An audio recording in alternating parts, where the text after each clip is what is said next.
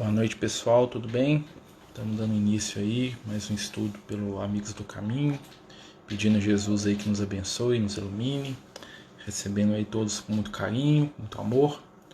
Hoje nós estamos dando continuidade ao nosso estudo do Apocalipse, né? A gente combinou de estar estudando todos os domingos, né? Então hoje nós vamos entrar, né, no tema do Apocalipse.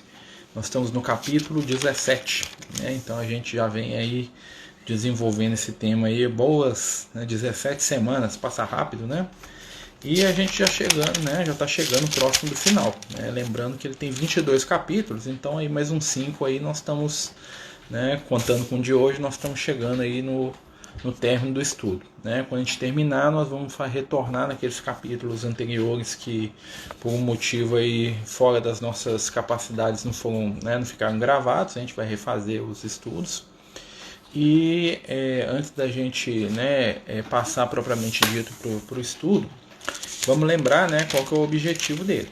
O Apocalipse, né, ele reflete a nossa trajetória evolutiva, né? O Emmanuel vai tratar isso bem no livro A Caminho da Luz, né? E apesar de ele não falar muito do teor do Apocalipse, mas ele fala do Apocalipse como sendo, né, uma construção da nossa trajetória evolutiva. E nesse momento que nós estamos vivendo de transição, de transformação, de mudança, é muito importante, né, nós despertarmos aí para algumas questões acerca da espiritualidade, né? O grande questão, né, a grande necessidade do nosso momento é realmente despertarmos, né, realmente a gente acordar, né, para uma realização espiritual mais profunda, né? Boa noite aí para os amigos que vão chegando. E o apóstolo João, né, ele vai nos ajudar nisso, através aí da sua mediunidade, né? Porque o Apocalipse ele é toda uma obra mediúnica, né? Ele é uma obra que vai ter um conteúdo mediúnico muito profundo, né? A forma de escrita dele, né? A forma de percepção de recebimento, né? Que ele foi recebido pelo João, né? Nós vamos perceber a influência mediúnica, né? O fenômeno mediúnico acontecendo. E o João, né, o João, através de uma linguagem bem simbólica, né, que a gente vai falando os símbolos à medida que eles vão aparecendo, ele vai trazendo para a gente um pouco da nossa história evolutiva, né? O Apocalipse ele é aquele momento, né, aquela revelação, né? Hoje nós vamos falar do Apocalipse capítulo 16, meu amigo. Não, desculpa, capítulo 17, eu estou voando aqui. Apocalipse capítulo 17, tá? Aqui da Bíblia, aqui do apóstolo João. Então nós vamos entrar aqui na leitura, né, e no comentário do capítulo. E lembrar, né, que o objetivo, né, como a gente já falou aqui, do Apocalipse é nos ajudar realmente no desenvolvimento, né, das nossas percepções espirituais. É uma espécie de um manual do nosso futuro, né? Ele está falando para a gente muito sobre como que nós vamos ser amanhã, né? Nós vamos ver aí o encerrar de um ciclo, né, que é o ciclo da animalidade, do egoísmo, né, da materialidade extrema, e nós vamos começar agora, né, nos movimentos espirituais que nós temos vivenciado, nós vamos começar a entrar num novo momento, que é um momento onde o espírito, né, as questões espirituais vão ter o seu lugar de predomínio nas nossas vidas, né? Então a espiritualidade, né, o mundo regenerado que se inicia já, é o mundo da espiritualidade, é um mundo onde o espiritual ele é a base de todas as nossas construções, de todas as nossas lutas e realizações, né? Até agora nós utilizamos o espiritual como uma ferramenta material, né? Muitas vezes a gente busca a espiritualização como um meio de alcançar objetivos materiais que são mais, vamos dizer assim, caros para a gente, né? E com o momento que nós estamos vivendo agora vai acontecer uma inversão nesse valor, né? Na verdade o valor vai se tornar o seu lugar adequado, né? Onde os fatores do espírito vão ser a base, né? A nossa realidade verdadeira, e as questões da matéria vão ocupar o seu lugar devido, o seu lugar de direito, como ferramentas, né? E como oportunidade de aprendizado do nosso espírito. Então é só esse resuminho aí. Mas aí o que acontece, né? Nós estamos ali no capítulo 17, né, do Apocalipse, e a gente vai entrar, vai começar aqui a leitura, né? Vamos lembrar que nós estamos falando aí dos 7 anjos das 7 taças, né? Da ira do Senhor, né? Vamos lembrar que a gente associou cada taça como um dos nossos centros de força, um chakra, né? E as 7 taças da ira são os últimos momentos, né? Um símbolo aí, né? Das últimas questões que materiais, né? Baseado aí na causa e efeito que vão ainda dominar a gente, que já estão passando, né? Por isso que falam da ira, né?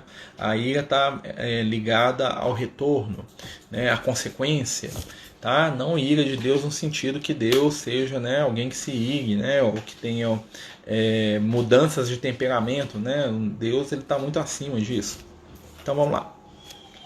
Depois, né, esse é o João Evangelista conversando com a gente, um dos 7 anjos, que tinha 7 taças, veio falar comigo, dizendo: Vem, mostrar-te-ei a condenação da grande meretriz que está sentada sobre muitas águas, com a qual se mancharam os reis da terra, e que embriagou os habitantes da terra com o vinho da sua impudícia.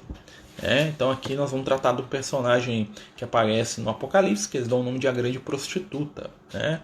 Então, assim, para a gente entender o que é a grande prostituta, nós temos que voltar e lembrar que na Bíblia, né, a mulher representa o sentimento. Né?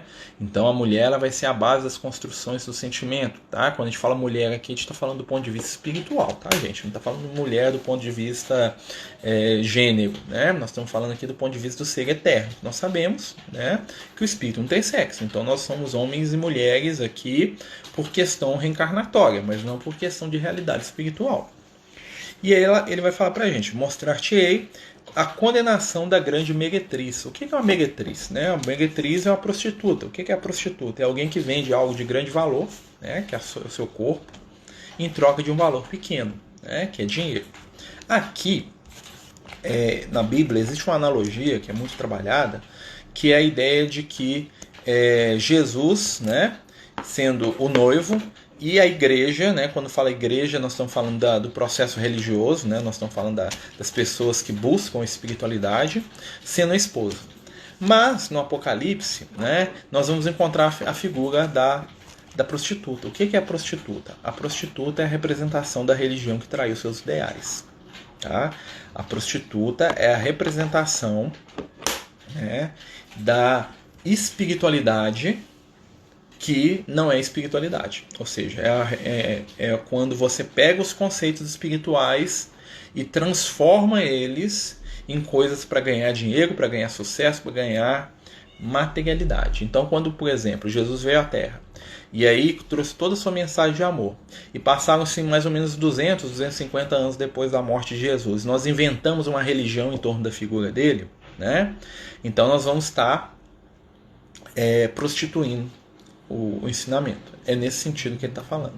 Tem um companheiro aqui, eu não sei se é companheiro ou companheira, me desculpe que eu não estou conseguindo enxergar a foto, problema de vista, tá?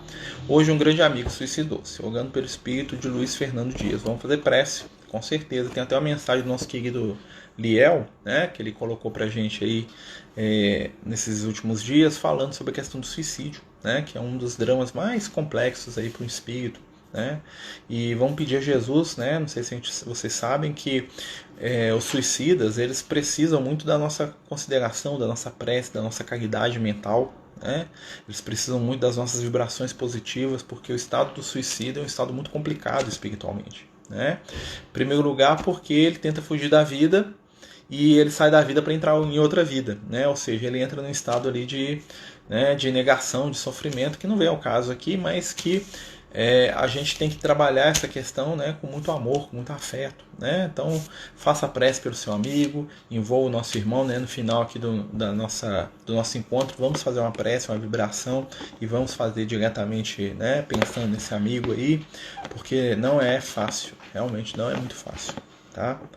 Mas dando continuidade, né, me lembra, tá, se eu esquecer, porque eu sou ruim da cabeça, mas eu devo lembrar, sempre me toca essas coisas.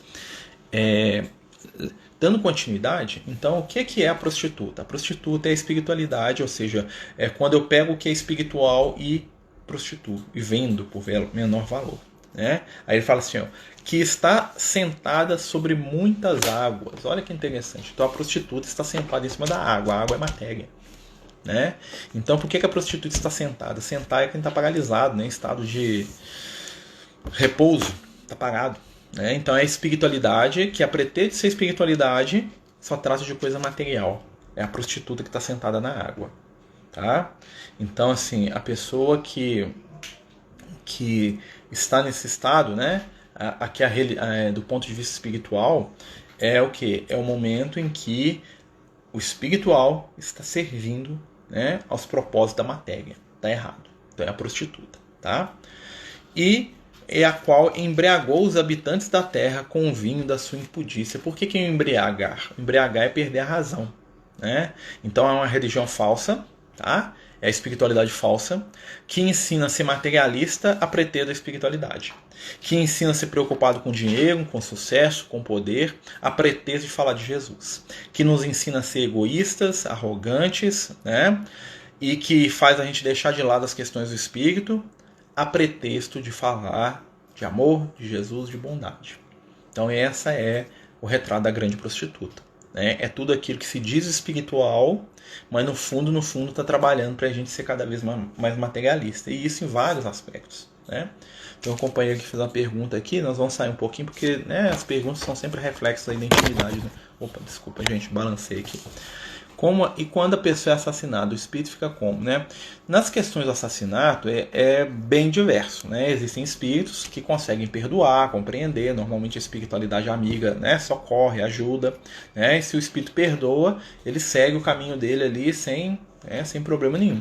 Outros espíritos, né, caem na onda do ódio, do ressentimento, da amargura e podem até se tornar perseguidores espirituais daquelas pessoas que os assassinaram. Tá? Então é muito comum você ver assassinos cercados ali de entidades desencarnadas, né?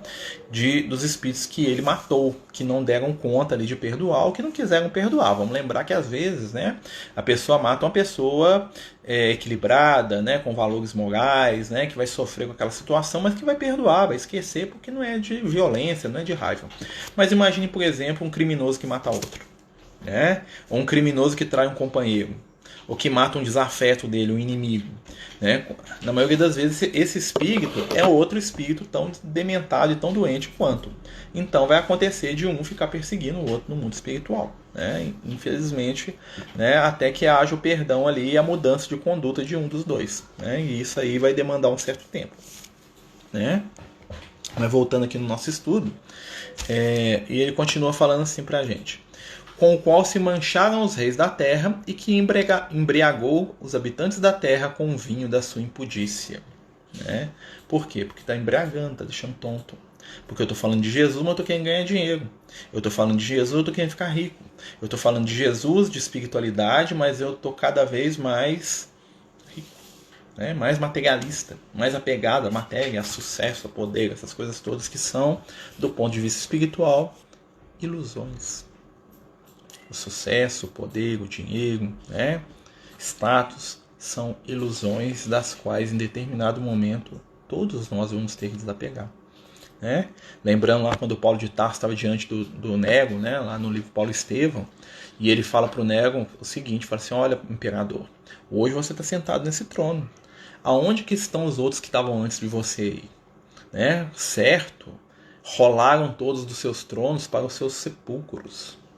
E daqui a pouco você vai fazer essa viagem também. E aí? O que você levou? Né? O Nero entrou em desespero e mandou matar o Paulo. Né? Quando o Paulo falou isso para ele. Mas o Paulo estava constatando uma realidade ali. Né? 2000 anos atrás, né? O Paulo, diante do imperador Nero, que era uma criatura demente, um louco, né? Ele fala isso para ele. Ele fala assim: você tem um poder transitório. Você está iludido. Você está sentado num trono que daqui a pouco vai ser história, vai ser lembrança. Né? O poder dele hoje é igual poeira. Não vale nada. É só um livro de história, né? De triste lembrança. Um imperador maluco que botou fogo em Roma, perseguia as pessoas, era um cara desequilibrado, né? Que mantinha uma relação incestuosa com a própria mãe, né? Que aliás ele mandou matar, né? Então assim, né? O que sobrou do poder, da vaidade, da arrogância? Nada. Né? E ele era considerado divino pela religião oficial do Império Romano. Né? Eles rezavam, tinham culto ao imperador lá. Né? Ele era considerado filho dos deuses porque ele era imperador. Ou seja, era a religião a serviço da mentira, da matéria. Né? Então nós vamos ver aí muitas vezes os líderes religiosos aí abraçando, incensando os poderosos, né? Batendo palma para quem tem poder, né? E a gente vai ficar muito desolado com isso às vezes. E muitas vezes o que acontece? A questão não é maltratar quem tem poder, e sim tratar da mesma forma. Né? Aos olhos da espiritualidade, o presidente da república e o limpador de banheiro têm o mesmo valor.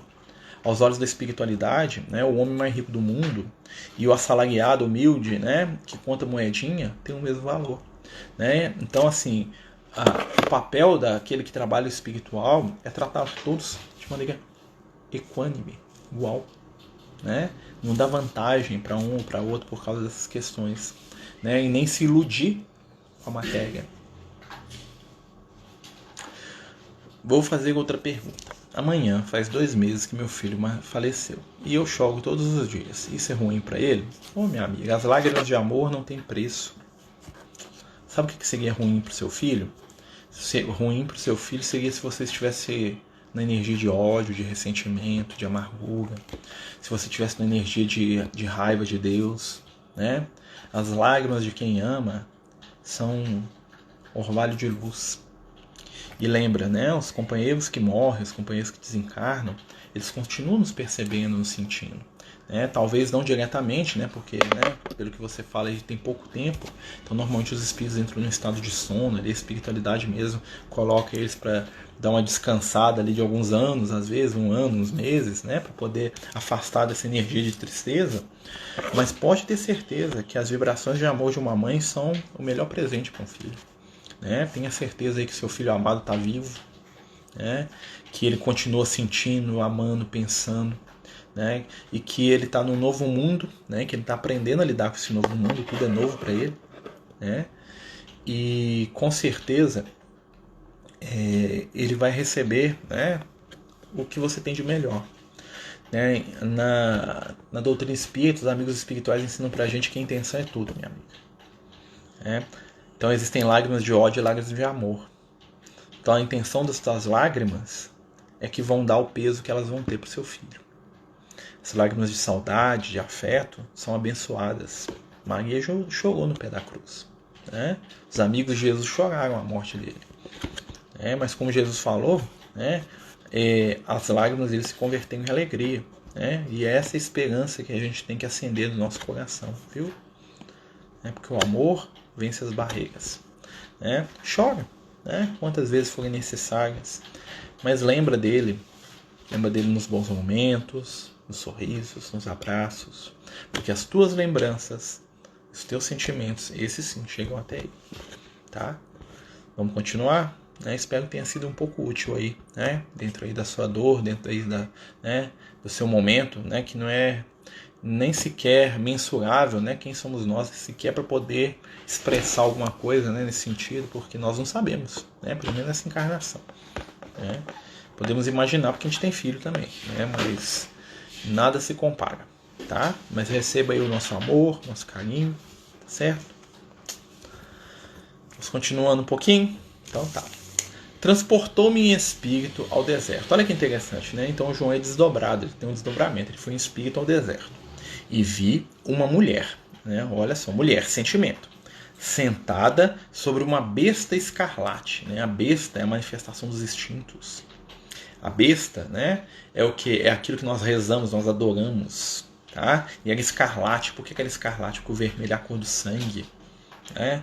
Da sensualidade, do desejo, né?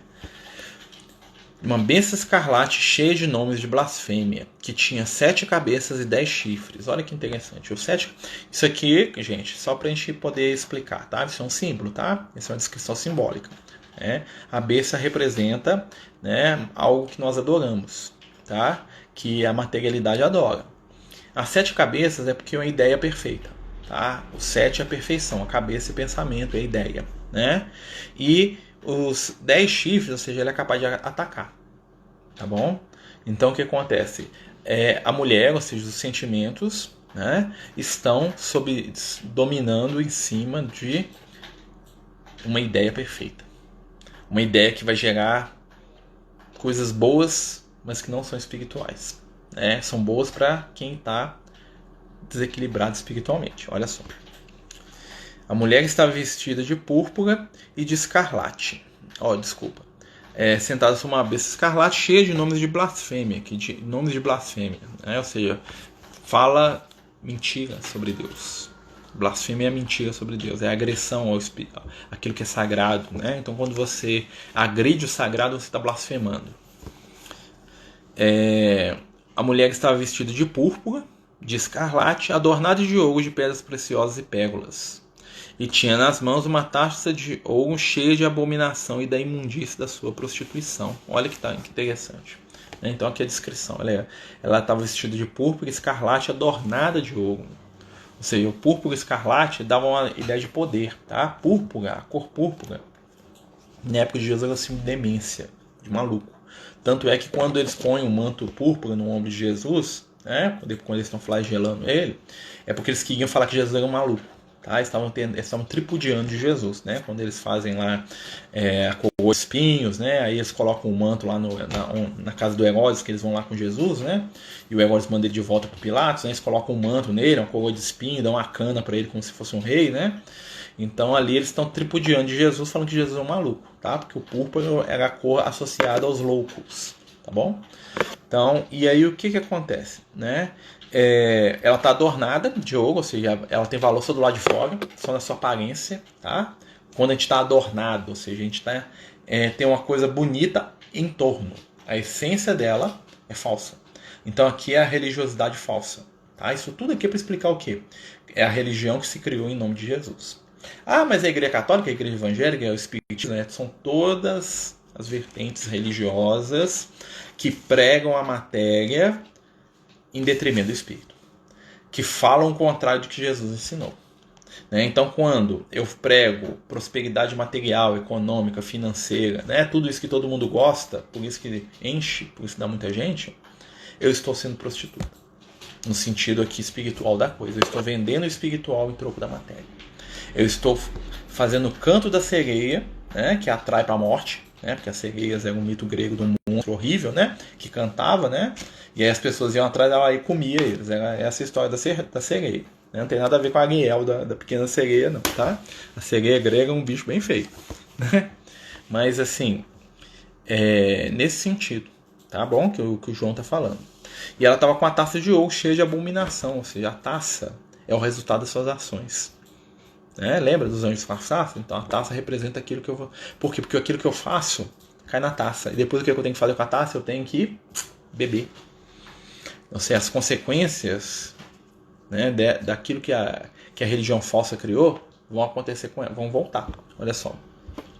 Normalmente, tá? Só fazendo um parênteses aqui, todas as pessoas que estudam o Apocalipse e veem esse texto, eles têm mesmo uma visão, vamos dizer assim, bem fechada sobre a questão da grande prostituta ser a religião. Só que, né, normalmente eles colocam que a religião deles é a única que não é prostituta e todas as outras religiões que não são a deles, que está explicando, é a prostituta. E não é bem assim, tá?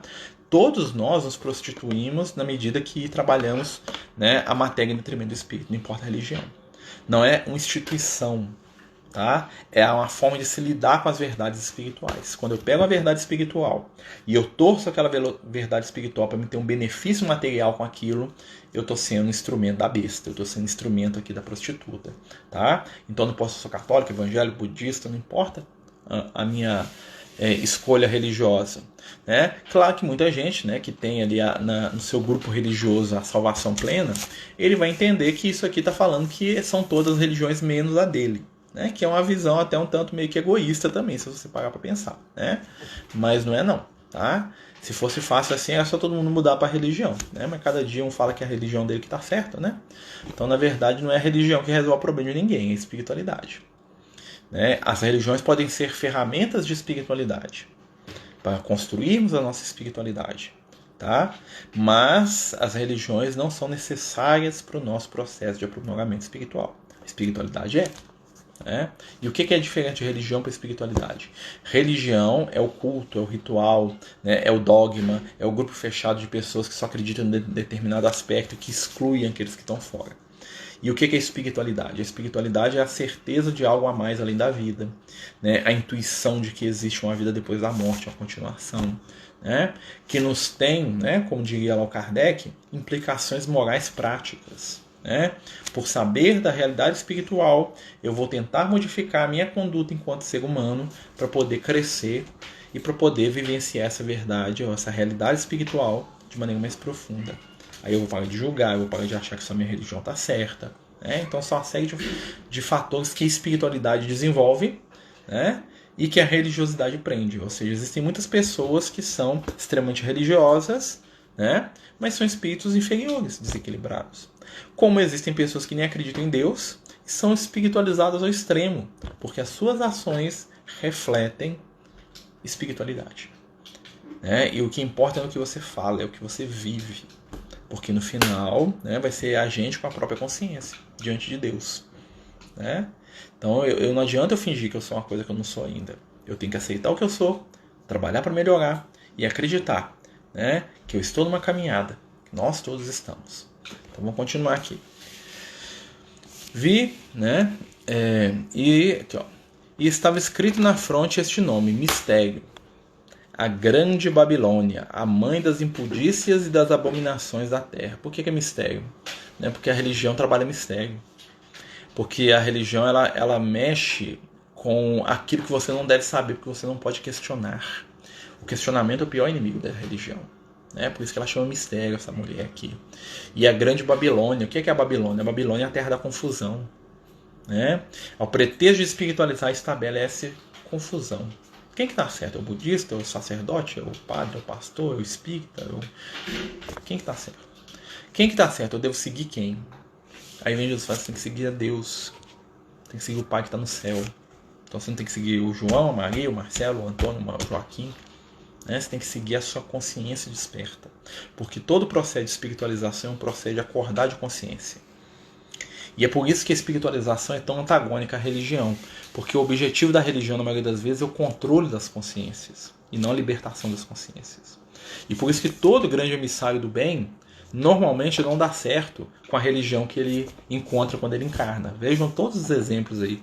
Todos os grandes espíritos que vieram na Terra, né, foram perseguidos pelas religiões oficiais de onde eles viviam. Você pega lá o Buda. Né? O Buda era perseguido pelos hindus.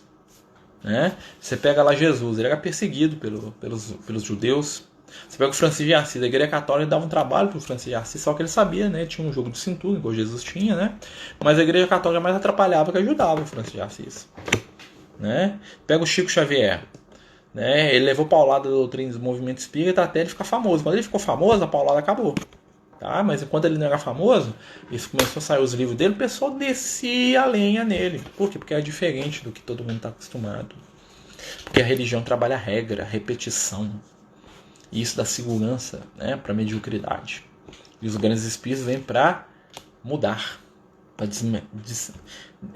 abrir, né, novos canais. E o que mais as pessoas têm medo é do novo. Então a religião ela traz uma sustentação.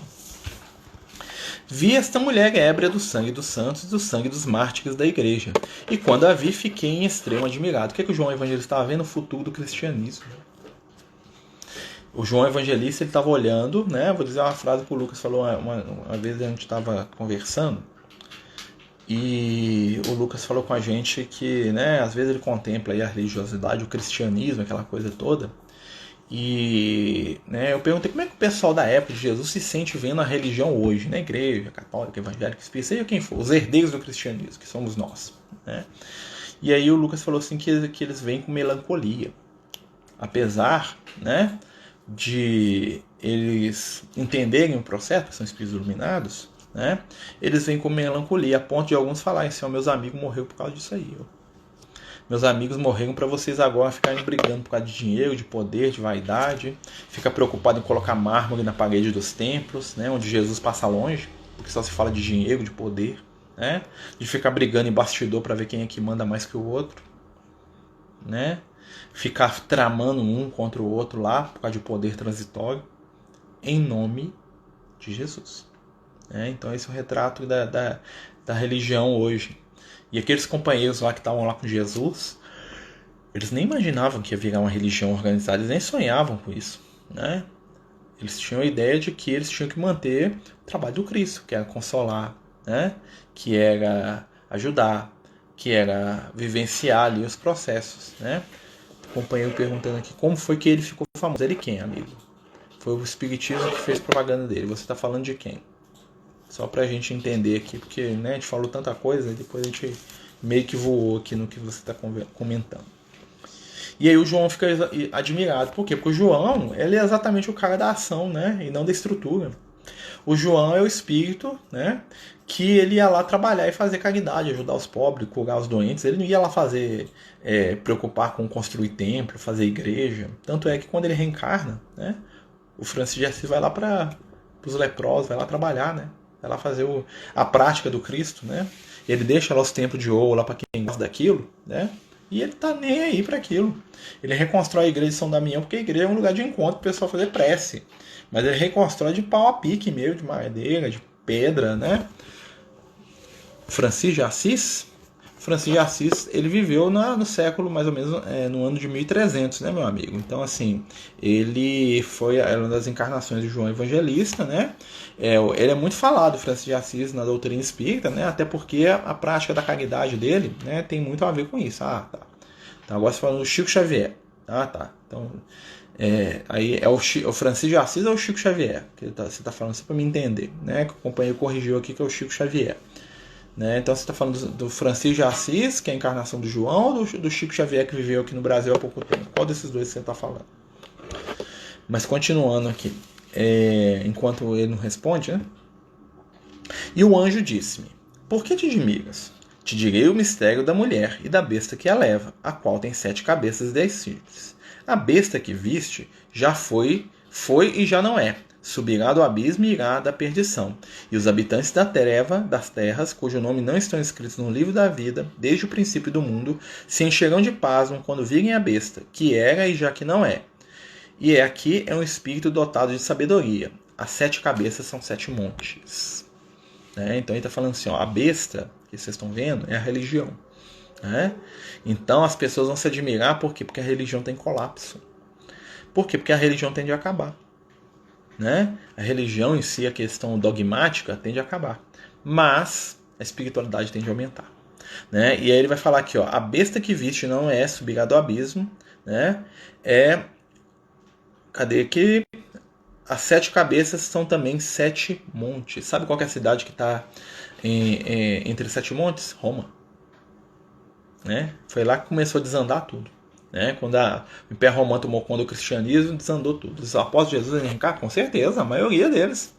Até o João Evangelista reencarnou, né? Que é o mais evoluído, com certeza ainda reencarnam. Né? A reencarnação faz parte da história evolutiva aí durante milênios ainda. Né? Para um espírito, para parar de reencarnar, ele tem que chegar num nível evolutivo que nós nem imaginamos direito. Tá? É num nível próximo quase de Jesus. Né? Claro que tem uns casos diferentes, por exemplo, o João, né? O João que escreve Apocalipse, ele é um espírito tão iluminado que ele só reencarna de 1000 anos quando ele quer. Né? Se Jesus deu uma ordem para ele, falou lá, vai lá meu filho que nós estamos precisando de viver. Mas os outros, eles continuam reencarnando, Pedro, Paulo, João, Tiago, tá todo mundo reencarnado aí, pelo que eu sei. Né? E estão trabalhando aí para Jesus aí. Né? E o que acontece? Muitas vezes despercebidos, tá? Porque não quer dizer que o espírito seja superior, que ele vai ter reencarnação, que ele vai ser famoso. Né? A fama não está ligada com a reencarnação. Ou seja, um espírito pode ter sido um cara mais famoso, pode ter sido, vamos dizer lá, o apóstolo João, Francisco de Assis, numa encarnação, né? E nessa ele pode encarnar como seu Zé da esquina ali. Tá? Então os espíritos, as reencarnações dele têm objetivos muito específicos. Né? Pode ter certeza que a maioria dos apóstolos de Jesus ainda está indo e voltando aí, ó. Muitas vezes ainda. Claro, né, que já são espíritos equilibrados, já são espíritos com grandes valores, né, já têm as suas conquistas, né, são espíritos que vão trazer uma vibração de amor, de bondade, que vão mudar, né, ambientes ali com a presença deles, mas muitas vezes vão ser espíritos que vão passar até despercebidos, né, porque não tem missões de serem famosos, vamos dizer assim, tá? É até uma missão meio raga isso aí. Né, vamos continuar. 7 cabeças são 7 montes, sobre as quais está a mulher assentada. São também 7 reis, dos quais 5 caíram, um subsiste e outro ainda não veio. Está falando dos 7 Césares. Tá? Aqui são 7 Césares. Aqui ele está fazendo uma analogia da época que eles estavam vivendo. Tá? Na época que eles estavam encarnados, lá o João, lá na época do Império Romano. Tá? Porque o que era a prostituta? Quem ia começar a prostituir o Evangelho? O Império Romano. Quando o Império Romano abraçou o Evangelho, né, e o pessoal ficou muito feliz com isso, na verdade o Império Romano ele tomou conta do Evangelho e transformou a simplicidade do Evangelho numa instituição religiosa lá, com dogmas, crenças e tal, totalmente longe, né, do cristianismo primitivo lá dos apóstolos, lá de Jesus, da simplicidade, da beira do lago, né, do Jesus andando com as crianças, dos discípulos reunindo ali com meia dúzia de pessoas para contar a história da vida do Cristo. Aí criou seus rituais, as missas, né, as cerimônias e tudo mais que não existia na época dos apóstolos. Né? Um apóstolo de Jesus na época dele não imaginava que ia ter tanto ritual a pretexto de ser cristão. Né? Os templos suntuosos, né? A vestimenta diferente, especial, normalmente era... Gente, se você fosse ver o Pedro pregando o evangelho, você ia ver um homem velho chegando a peixe pregando. Né? Mal vestido, cansado, cheio de cicatriz, se fosse o Paulo, né? Você ia ver um velho lá com a bengala, né? Todo curvado, né? Careca, que o Paulo era careca, né? Tinha uma calvo assim, né? E falando até babar, né? Baixinho, de bengala, né? Todo cheio de cicatriz no corpo afora. Né? Esse é o Paulo de Tarso. Você ia ver lá um velhinho lá com a aparência bondosa lá, né? Com as mãos todas encarquilhadas de sol, né? Chegando a peixe. É Pedro, né? Porque era pescador. Né? Então, a única coisa que ele sabia para viver. Então, com certeza, muitas vezes o pessoal devia ficar perto do Pedro e ficar afastando quando ele falava, quando ele pregava, porque tá chegando peixe. Né? Não, muito diferente. E você ia ver eles conversando na beira num banco de rua, né? Perto debaixo de uma árvore, com 3, 4 ali. Tá? Você ia ver eles conversando na porta da sinagoga, que era um edifício muito humilde, muito simples. Ia ver eles conversando numa esquina, que era muito comum. Né? Ou numa catacumba, quando estava escondido, num lugar escondido, na casa de alguém, né? Em torno de uma mesa ali, num culto do evangelho no lar. Era isso que é o cristianismo. Né? Esse pessoal. Né? Quando você fala que os apóstolos estão aqui na Terra mesmo, são espíritos próprios aqui da Terra. Gente, para encarnar em outro mundo, você é um espírito evoluidíssimo, né? E normalmente quando você é um espírito evoluidíssimo, você prefere ficar aqui para ajudar, tá? Ou então seu espírito está sendo exilado para algum lugar, para um mundo inferior, né? Que é o que está acontecendo com muitas entidades que estão desencarnando. Os espíritos apóstolos estão na nossa média evolutiva, são espíritos humanos ainda. Você tira 2 ou 3 lá, tira lá o Pedro, você tira lá o João Evangelista, o Bartolomeu, que são acima da média, o resto está mais ou menos na média. Hoje nós estamos mais ou menos no nível do Pedro, do Tiago, ali da época de Jesus. Nós aqui encarnados, pode ter certeza. Entendeu? Nós estamos mais ou menos naquela... há 2000 anos atrás estava igual a gente. Isso espiritualmente é nada. Tá? 2000 anos para os espíritos é nada. Né? Os espíritos falam assim que eles começam a perceber a diferença evolutiva com 300 mil anos, 100 mil anos, aí que nós vamos ver mesmo. Né? Então, assim, eles estão muito próximos da gente. Tá? Não tem nenhum em outro planeta, nem nada disso, não. Tá tudo aqui encarnado na Terra ou tá no plano espiritual, aqui nas colônias, trabalhando. A questão é que eles não se identificam, né? Mas estão muito mais próximos. Ih, pode ter certeza. Né? Os espíritos, a gente às vezes, isso é fruto da igreja, né? Porque a igreja transformou os apóstolos, as pessoas que conviviam com Jesus, em seres fantásticos, né? Criou um mito em torno daquelas figuras, né? E nós perdemos o contato com a real feição deles, no sentido mesmo da personalidade, né? Então, assim, a gente sabe muito pouco do Pedro, né? A gente sabe do Pedro lá, o Pedro bonitão lá, vestido de linho, lá, o vestido de seda, né? A roupa que ele nunca usou. Você vê aquela imagem do Pedro na igreja, um cara todo elegante, né? Com um livro, o cabelo todo encaracolado, a barba bem feita, né? Vestindo uma roupa tão fina, né? Colorida, suave lá, olhando para o céu. Gente, o cara nunca vestiu aquilo na vida dele, não. Né? O cara é quase que um mendigo. É um pescador, né? Como é que pesca? Rústico, né? Pobre, né? O Pedro não seria bem-vindo no Vaticano hoje. Se ele entrasse ali, eles botaram ele para fora, só tinha esse mendigo daqui. Do jeito que ele vestia na época de Jesus, com certeza. Né? O próprio Jesus eles botaram para correr. O João Evangelista entrou no Vaticano. Né? Ele estava vestido de Francisco de Assis. Né? Ele entra no Vaticano. O pessoal briga com ele. Fala, você é doido? Você vai ver o Papa desse jeito? Okay? Ele estava vestindo uma roupa do espantalho, né? Que era o boné dele, descalço com o pé todo sujo. Porque ele parou no meio do caminho para ajudar todo mundo a trabalhar. E ele chegou do jeito que ele estava e ele entrou. E o pessoal falou, não, você não pode ver a sua santidade desse jeito, não. Né? E aí a gente lê no livro, a gente fala assim, puxa vida, ele não pode ver a sua santidade, ele é o apóstolo amado de Jesus, meu filho, você não sabe com o que você está falando, né? Porque ele entrou do jeito que Jesus entraria. Né? E o Papa, o que acontece? Quando o Papa recebe ele, né, o Papa, vamos dizer assim, o pessoal do Vaticano, aquelas, né, todo mundo lá, né, daqui da mulher aqui, né, que o João Evangelista, ele tá vendo essa história aqui, mas ele vai lá no covil da fera lá, ele vai lá cutucar o dragão lá dentro, né? Ele entra lá dentro da igreja do Vaticano, não tinha a Basílica de São Pedro ainda, né? Ele entra lá onde que era onde o Papa ficava, né? Antes da Basílica de São Pedro, esqueci. É a Catedral de Latrão que o Francisco de Assis vai. E o Papa e o pessoal lá fica enfurecido, porque o Francisco de Assis joga na cara deles com muito amor tudo aquilo que eles não faziam. Falou assim, ó, estamos aqui para falar de amor, para cuidar dos pobres, né? E aí eu falei, mas o que vocês querem? Eu falei assim, ó, ele começa a ler o evangelho, fala assim, ó, amar o próximo nós mesmos, fazer aquilo que nós gostaríamos. Ele vai recitando o evangelho pros caras. É isso que eu quero fazer. E aí eles ficam de ódio para matar, mas o que acontece? Né? A vibração espiritual do espírito igual João Evangelista esmaga todo mundo que estava lá, né? A aura espiritual do Francisco de Assis cala a boca de todo mundo, porque enquanto ele estava lá, era ele que falava. Né? Tanto é que o Papa fica tão maravilhado com aquilo, né? Por causa daquela presença espiritual do Francisco, que ele ajoelha no pé dele e beija. Né? Na verdade, a gente brinca, né? Mas ele foi esmagado pela aura do Francisco de Assis, no sentido literal mesmo. Né? Um espírito de amor inacreditável, a própria representação do Cristo na Terra estava entrando pela primeira vez no Vaticano em 1000 anos. Tá? Porque quando o Francisco de Assis ele vai no Vaticano, acho que é 1280 alguma coisa, uma coisa assim. Né? 1200, 1300. Então você imagina, tinha 1300 anos que não pisava um apóstolo em Roma, encarnado, né? Não sei, né? E aí o Francisco de Assis entra lá dentro. E quando ele entra lá dentro, ele esfrega na cara de todo mundo. Isso aqui, tudo aqui, né? Tipo assim, vocês gostam disso, fiquem brincando disso aí que eu vou trabalhar para Jesus de verdade. Mais ou menos foi isso que ele falou. Né?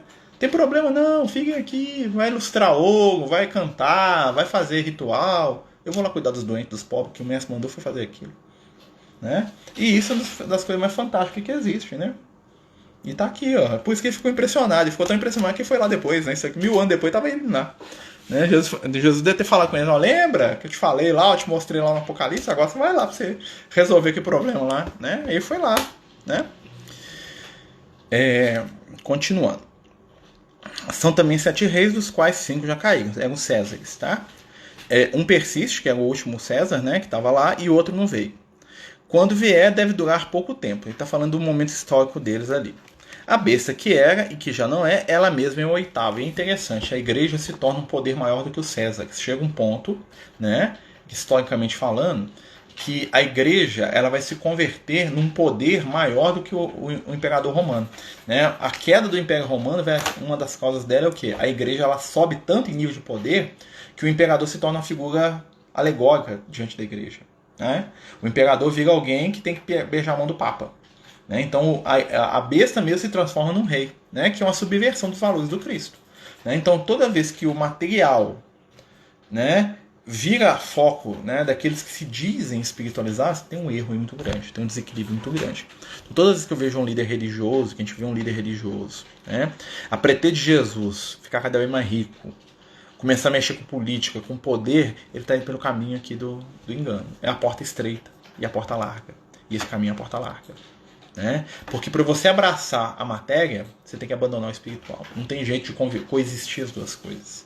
Porque a materialidade, o poder, o dinheiro te exigem posturas, né, que são contrárias ao que Jesus ensina. Porque agora que você tem poder, você tem que agradar os outros poderosos, senão você perde o poder. Porque não tem nada que alguém tema mais quando tem poder do que perder o poder. É o grande dilema dos espíritos inferiores das regiões umbralinas, dos abismos. Né? É o grande dilema dos poderosos, dos políticos. Né? Quantas vezes vocês já ouviram a história do político cheio de boa intenção e que o poder transforma ele em alguma coisa? Por quê? Porque quando ele chega lá, né, em qualquer cargo que seja o síndico do prédio, né, ele percebe que aquele poder é bom. E para ele não largar aquele poder, ele começa a se corromper, porque o poder pelo poder se torna a coisa mais importante. Então ele começa a fazer tudo aquilo que ele falava que o outro não fazia. E aí nós vamos ver as ladainhas políticas repetitivas, que tem muito a ver com isso aqui. Né? Que é o seguinte, né? Enquanto eu tô fora, eu falo, não farei, ele é um safado, um ladrão arrogante. Na hora que eu entro, eu faço tudo que eu falei que o outro não podia fazer. Mas quando é o meu caso, eu posso. É a questão da religião. Né? Os cristãos eles lutavam contra o paganismo, contra aquela, né, contra a violência e agressividade do paganismo. Quando eles tomaram o poder, a primeira coisa que eles fizeram foi exterminar todos os pagãos, a base da espada, em nome de Jesus. E aí o que eles fizeram? A pretexto de defender Jesus, de defender a fé, né, criaram o exército, fizeram cruzada, né, para defender Jesus. Né? Eles se tornaram aquilo que eles questionavam, que eles condenavam. Eles se tornam, por quê? Porque eles queriam manter o poder. Por isso que é a besta. Entendeu? Então, por isso que não é uma religião. Aqui tem um exemplo da Igreja Católica, tá? É porque o João estava dentro desse contexto aqui. Mas Isso aí vale para qualquer religião. Sempre que a gente começa a ganhar poder material e econômico, o evangelho, ele sai pela outra porta. Estou falando da questão espiritual, tá? Então o cara começa a ganhar presente, ganhar dinheiro, ganhar isso, ganhar aquilo. Cuidado, cuidado, né? Por isso que o Chico Xavier se mantinha imune. O que ele fazia? O que ele ganhava com uma mão e dava com a outra. Ele ganhava aqui e passava para frente. Ganhava aqui e passava para frente. Não ficava com nada. Porque aí ele não se comprometia, não tinha tentação. Né?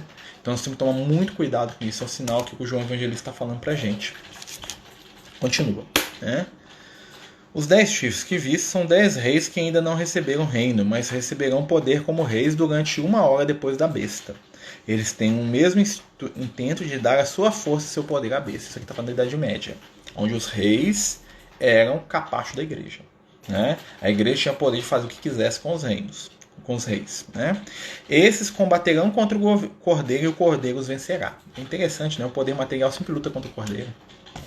Né? Quando você é atirador de pedra é fácil, mas quando vira vidraço tudo muda. Sim, é verdade. Né? Com certeza, meu amigo. Né? Porque é muito fácil eu condenar quando eu estou lá de fora. Na hora que eu entro, então é bom nem entrar. Né? Porque na verdade a transformação que o mundo precisa não vai acontecer através do poder. Ela vai acontecer através do amor. E isso que as pessoas não entendem, porque as pessoas estão cansadas, estão sofridas. Elas querem uma fórmula mágica. Né? E a humanidade ainda nós vivemos a vibração da vingança, que nós dizemos que é justiça, mas é vingança, porque o objetivo da justiça não é punir, né? Mas aos nossos olhos, né? Porque qual é o símbolo da justiça? É uma balança. O objetivo da justiça é equilíbrio, não punição, porque a punição já é, né, um desequilíbrio. Mas nós vivemos uma época onde nós estamos extremamente revoltados, né, extremamente iludidos, onde a porta estreita está aberta para todo mundo, mas ninguém quer entrar. Né?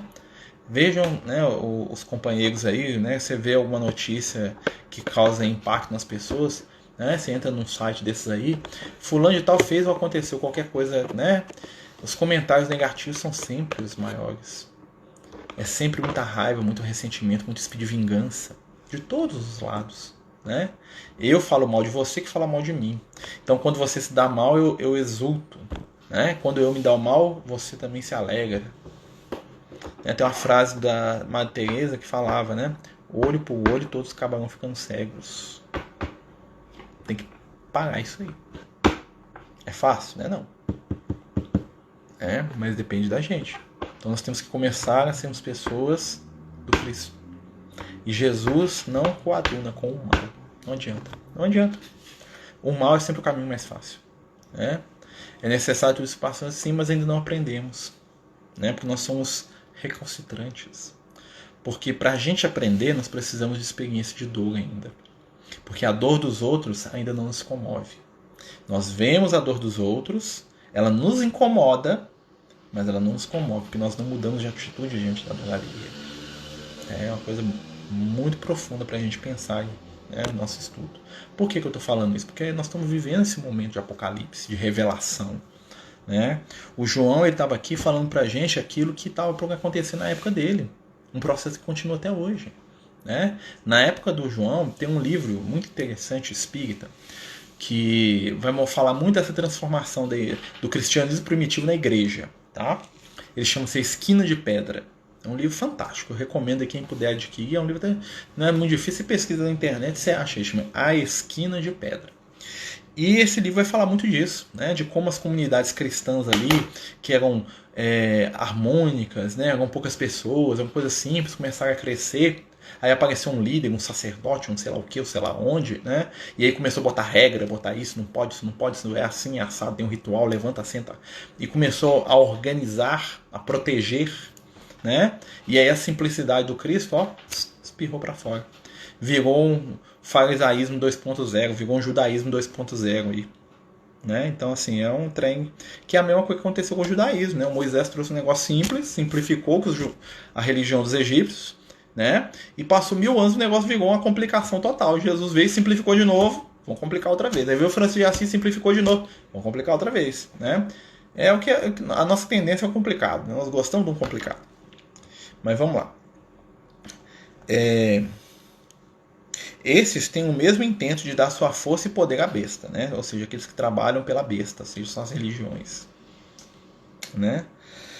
Estes combaterão contra o Cordeiro e o Cordeiro os vencerá, porque ele é o Senhor dos senhores e o Rei dos reis, e os que estão com ele são chamados, escolhidos e fiéis. Que interessante, né? Aqui não é um grupo, é individual. Pois existem indivíduos dentro da Igreja Católica que são espíritos iluminadíssimos, como existem indivíduos dentro da Igreja Evangélica que são, né, manifestações da própria luz do Cristo. E até na doutrina espírita existe também, tá? Existem uns caras bem espiritualizados ali, tem uns Chico Xavier da vida de vez em quando aparece, né? Não é só porque a gente espírita que tem que malhar a gente também, tem uns espíritos bons lá, né? E o anjo disse: as águas que viste a meretriz sentada são os povos, nações e línguas, ou seja, é o mundo, né, a vida material. Os 10 chifres da besta que vive, esses aborrecerão a meretriz, tornarão ela desolada e nua, comerão as suas carnes e queimarão com fogo. O que é o fogo? É a renovação. O que vai destruir a meretriz? O próprio pensamento que ela sufocou. Os chifres, a ciência. Vai começar a ridicularizar a religião, né? Pergunta que ela, depois você disse que Francisco de Assis, só depois que ele ficou famoso que os católicos. Não, eu falei o Chico Xavier. Você está confundindo o Chico Xavier com o Francisco de Assis. Eu falei que o Chico Xavier, quando ele começou a psicografar, nós espíritas torcíamos muito o nariz para ele. O Chico Xavier ele foi muito hostilizado pelos espíritos. O Chico Xavier, não foi o Francisco de Assis, não. O Francisco de Assis sempre foi bem visto pela Igreja Católica, tá? Apesar de eles tentarem manipular ele por trás, né? Eles faziam uma contenção de dano em cima das coisas que ele falava, né? Porque eles viam que ele tinha uma autoridade espiritual e que ele arrastava a multidão, então ele era útil. Já o Francisco, o Chico, né? O pessoal falava que as obras do Chico eram muito fantasiosas, que não tinha nada a ver. E quando o Chico ficou famoso, começou a vender livro igual água, né? Aí meio que os espíritas baixaram a bola. Claro que sempre tiveram os espíritas que apoiaram o Chico, né? Principalmente o Francisco Thyssen, que era presidente da FEB na época, né? Tinha uns espíritas que apoiavam ele pra caramba. Mas a maioria, quando ele era jovem, lá seus 30, 20 anos, descia o sarrafo no Chico, tá? O Chico não era unanimidade quando ele estava novo, não. O Chico, que todo mundo ama e todo mundo gosta, foi virar uma unanimidade, foi na década de 70 para frente. Quando o pessoal que não gostava dele já tinha desencarnado, e, né, ele começou a ficar velhinho, as obras começaram a espalhar, né? Porque o Chico, ele veio falar algo que não estava nas obras do Kardec. Na verdade estava, mas o que acontece? O Chico ele vai desenvolver, né, os conteúdos daquilo que o Kardec vai falar, né? O Chico não, né? Os espíritos que falam através do Chico. Foi nesse sentido que eu falei. O Francisco de Assis, ele é um espírito que tinha uma vibração de amor tão poderosa que ele segurou a onda da igreja toda. O pessoal não tentou nem matar ele, né? Porque ele veio mesmo no modo, né? Eu vim para resolver isso aqui em nome do Cristo. Então, quando o Francisco de Assis falava, ele estava falando em nome do próprio Jesus, né? E ninguém é maluco de peitar Jesus, né? A vibração do Cristo é um trem, né? Não na briga, né? Mas a vibração amorosa controla, né? Então os espíritos são muito atrasados. Somos muito atrasados. Éramos, né? Hoje o pessoal já aceita a mãe. Mas tem gente até hoje que não gosta do Chico. Eu conheço muitos espíritas que acham os livros do Chico muito ruins, que é tudo obsidiado, que o Chico, os livros dele prestam de serviço. Vai, a opinião da pessoa, né? Como tem gente que acha que eu sou maluco também, né? Cada um tem a sua opinião, né? Quem sabe nós somos, né? Todos malucos. O Paulo de Tarso falava, né? Sabedoria dos homens é loucura para Deus, então eu prefiro ser louco, né? Não está entendendo mais nada, mas é assim mesmo. Toda novidade gera controvérsia, tá? Porque nós estamos falando isso. Que tudo que é novo, quando chega, gera controvérsia e com o tempo se torna aceito, né? Foi o que aconteceu, por exemplo, com o Chico. Quando ele era novo, o pessoal batia muito nele. Quando ele foi ficando velho, a gente foi aceitando, foi entendendo o que ele trazia, as informações, né? E aí nós passamos a idolatrar o Chico, que já é outro extremo, né? E aí agora o Chico, ele é quase com unanimidade, ainda não é, mas é quase, né? Daqui 100 anos já vai ser uma coisa mais ainda, né? Então assim, é um processo que nós passamos, tá? Então vamos lá? Porque Deus nos pôs em seus corações a executarem seu desígnio, a darem a seu reino a besta até que se cumpram as palavras de Deus. A mulher que viste é a grande cidade que reina sobre os reis da terra. Então aqui a mulher que ele viu, particularmente falando, é a Igreja Católica, é Roma. Tá? Mas é um símbolo para todas, tá bom? Não é só, mas especificamente ali naquele momento, o João estava vendo a história da Igreja Romana que estava nascendo, que ia nascer, né? Porque ela nasceu bem depois da morte dele, né? Então o João estava vendo o futuro do cristianismo. Por isso que o João fica meio desolado. Tipo assim, nossa, fizemos tudo isso para virar outra religião, né? Jesus veio ao mundo, a gente morreu, deu nosso sangue aqui para transformar em outra religião, outro templo, outro dogma, outra, né?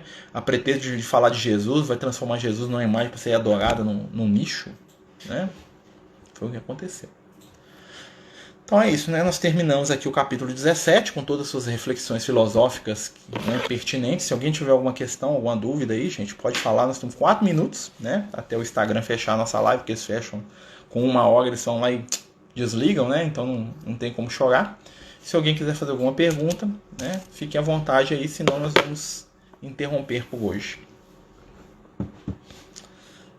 Lembrando, meus amigos, né, que vamos fazer aí uma prece no final também, né, pedindo aí pelos companheiros que desencarnaram, né, principalmente sobre o companheiro lá que suicidou, né, se não me engano, Luiz, né, e pelo filho da nossa companheira também, que morreu há 2 meses, desencarnou há 2 meses, né, para eles receberem aí tanto um quanto o outro, né, apesar de serem situações bem diferentes, né, boas vibrações. Desculpa aí, cansaço. Foi o terceiro, quarto estudo que eu participo hoje. Então vamos elevar o nosso pensamento, pedindo ao Cristo, Jesus, espiritualidade amiga, que possa nesse momento envolver os nossos irmãos que aqui foram citados, que desencarnaram, envolvendo-os com amor, com luz, com paz. Que cada um de nós possa nesse momento enviar do seu coração uma gota de amor para esses companheiros, para suas famílias, para aqueles que eles amam, para que possamos juntos estabelecer boas sintonias, boas vibrações, que possamos estar juntos, pedindo ao Cristo que nos abençoe e que envolva esses companheiros e os corações de mãe que tanto rezam por eles, paz, em amor, em luz. Só para a gente terminar, né, a companhia fez uma questão: que são os orixás? Os orixás são espíritos, né? Como muito parecido com a ideia dos deuses gregos, né, que eram espíritos que se portavam como divindades, né, falavam para os outros que eram divindades, né? Lembrar do Luz, com certeza, né? Nessa oração aí nós pedimos que Jesus o abençoe e o ilumine, né, que ele possa estar aí recebendo boas vibrações para que ele seja socorrido e amparado, né?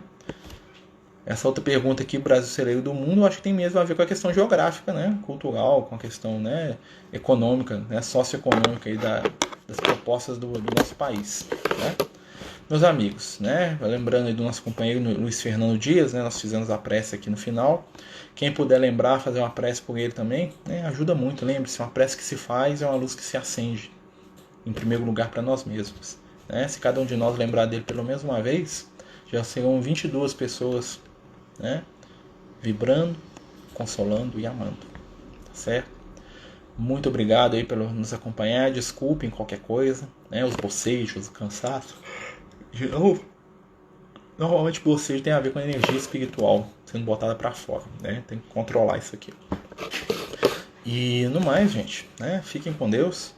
E na quarta-feira nós estamos aí de volta, se Deus quiser e permitir, no estudo de mediunidade, tá bom? Muita paz, muita luz. Continue nos acompanhando aí no Amigos do Caminho, no YouTube, né? Se você puder aí compartilhar, né, nos dá aí um joinha aí, um gostei aí, se for né, da vontade, claro, das pessoas, nos ajuda muito, né, a divulgar aí, né, os estudos, né? O nosso objetivo é estudar, é aprender, né, e falar de Jesus. Fique com Deus e muita paz. Boa noite.